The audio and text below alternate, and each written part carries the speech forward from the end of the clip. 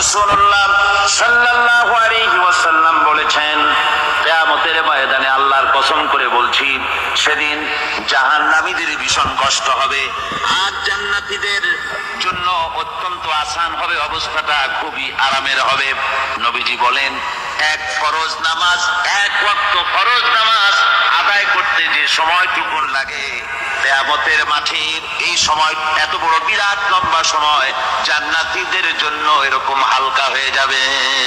সুবহানাল্লাহ। হযরত আবু সাঈদ খুদরী রাদিয়াল্লাহু তাআলা হাদিস কেন বর্ণনা করেছেন, এক ওয়াক্ত নামাজ, একটা ফরজ নামাজ পড়তে যতটুকু সময় লাগে, এতটুকু সময়ের ভেতরে জান্নাতীদের কারবার শেষ হয়ে যাবে। সুবহানাল্লাহ বিহামদি। আর ওদের কারবার তো শেষই হবে না। ويوم تشقق السماء بالغمام ونزل الملائكة تنزيلا। ওরা ফেরেশতা দেখতে চায়, সেদিন আসমান সমূহ বিদীর্ণ হয়ে মেঘ পুঞ্জ বেরিয়ে আসবে, আত্মপ্রকাশ করবে, তার ভেতর থেকে ফেরেশতারা ক্রমাগত নাজিল হতে থাকবে। আর অবস্থাটাই হবে, আল মুলকু ইয়াউমাইযিনিল হাক্কু লিররহমান ওয়া কানা ইয়াওমান আলাল কাফিরিনা আসীরা। আর সেদিনের বাদশাহী হবে কেবলমাত্র রহমানের। ওয়া কানা ইয়াওমান আলাল কাফিরিনা আসীরা। আর সেই কিয়ামতের দিন, সেই সময়টা হবে কাফেরদের জন্য বড়ই কঠিন।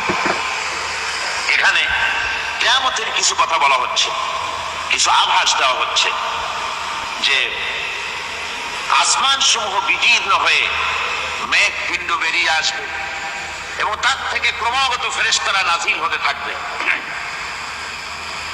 আল্লাহর হাবিব বলেছেন, কেউ যদি কিয়ামতের দৃশ্য দেখতে চায়, সেজন্য সূরা ইজা শামসু কুবিরাত ওয়া ইজা সামাউ ফাতারাত, ইজা সামাউ শাক্কাত, এই সূরাগুলি যেন পড়ে, তাহলে কিয়ামতের দৃশ্য তার চোখের সামনে প্রতিভাত হবে। কিয়ামতের দৃশ্যটা আসলে কেমন হবে, সেই সূরাগুলি তেলাওয়াত করলে সে বুঝতে পারবে।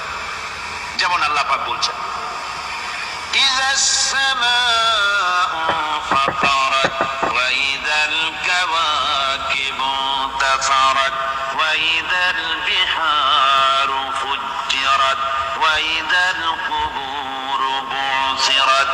যখন আকাশসমূহ চূর্ণ বিচূর্ণ হয়ে যাবে আর তারকাসমূহ বিক্ষিপ্ত হয়ে পড়বে, সমুদ্র মহাসমুদ্রগুলি দীর্ণ বিদীর্ণ হয়ে যাবে, কবরগুলি সব উৎকীর্ণ করে দেবে, তার মধ্যে যা আছে সে সবগুলি।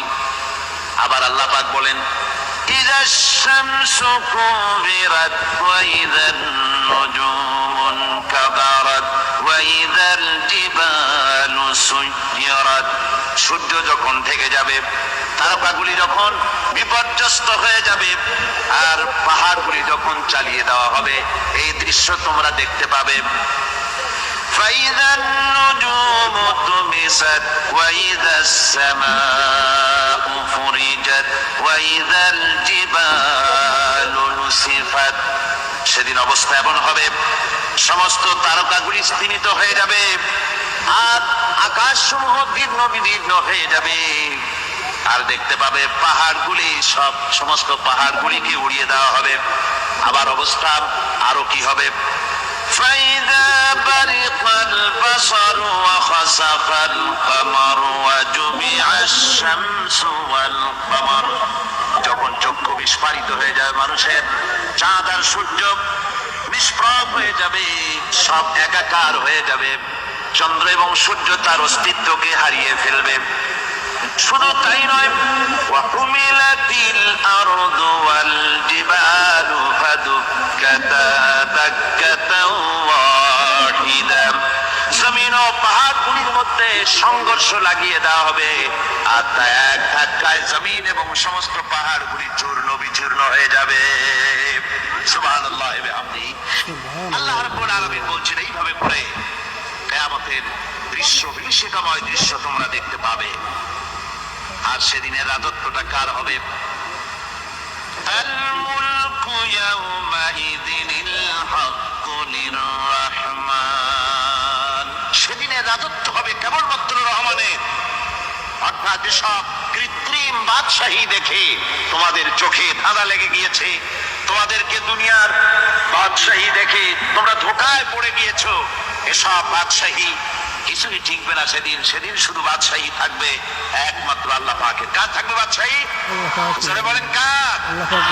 আল্লাহ রাব্বুল আলামিন যখন কিছুই থাকবে না ঘোষণা করবেন লিমানিল মুলকুল ইয়াউম লিল্লাহিল ওয়াহিদুল কাহ্হার। আজকে কার রাজত্ব? চারিদিক থেকে আওয়াজ আসতে থাকবে পরাক্রমশালী আল্লাহ রাব্বুল আলামিনের রাজত্ব। আর কারণ নয়, হাদিস শরীফে এসেছে, বুখারী মুসলিম শরীফের হাদিসে এসেছে, আল্লাহ নবী বলেন আল্লাহ রাব্বুল আলামিন তখন তার এক হাতে আকাশ মণ্ডলীকে ধারণ করবেন, আর এক হাতে জমিনকে ধারণ করবেন।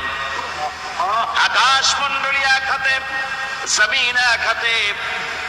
এভাবে আল্লাহ রাব্বুল আলামিন বলবেন আইনাল জাব্বারুন আইনাল মুতাকাব্বিরুন। কোথায় সেই স্বৈরাচারীরা?